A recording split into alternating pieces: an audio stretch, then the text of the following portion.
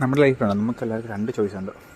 ഒന്നായി നമുക്ക് സെലക്ട് ചെയ്യാം, അല്ലെങ്കിൽ നമുക്ക് കിട്ടുന്നത് വെച്ച് പോവാം. അത് ലൈഫിൽ എന്ത് കാര്യത്തിലാവാം. നമ്മൾ ചൂസ് ചെയ്യുന്ന പാർട്ട്ണറാവാം, നമ്മുടെ ബിസിനസ്സിനാവാം, നമ്മുടെ ലൈഫ് സ്റ്റൈൽ ആവാം, നമ്മൾ മേടിക്കുന്ന വണ്ടിയാവാം, ബൈക്ക്, അത് എന്തും ആവാം. കാരണം ആ ലൈഫ് ആദ്യമേ നമുക്ക് തരുന്ന ഒരു ചോയ്സാണ്. എനിക്ക് ഇഷ്ടമുള്ളവൻ സെലക്ട് ചെയ്തോണം. ആ സമയത്ത് നമ്മളൊന്ന് സെലക്ട് ചെയ്തില്ലെങ്കിൽ അവസാനം ഏതാ ബാക്കി വരുന്നത്. കാരണം ഒരു ഏജ് കഴിഞ്ഞാൽ നമുക്ക് ജോബ് നോക്കിയേ പറ്റുള്ളൂ.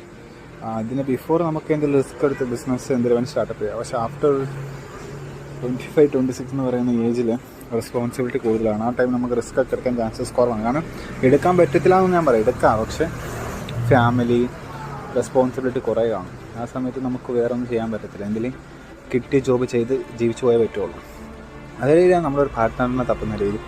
ലൈഫ് നമുക്കൊരു ഏജ് തരും. ആ ഏജിൽ നമുക്ക് വേണ്ട ഒരാളെ നമ്മൾ തന്നെ സെലക്ട് ചെയ്താൽ നമുക്ക് കുഴപ്പമില്ല. അതില്ലെങ്കിൽ ഒരു ഏജ് കഴിഞ്ഞാൽ നമുക്കൊരു പാർട്ട്ണർ എന്ത് പറഞ്ഞാൽ നെസസറി ആയിട്ട് വേണ്ട വരും.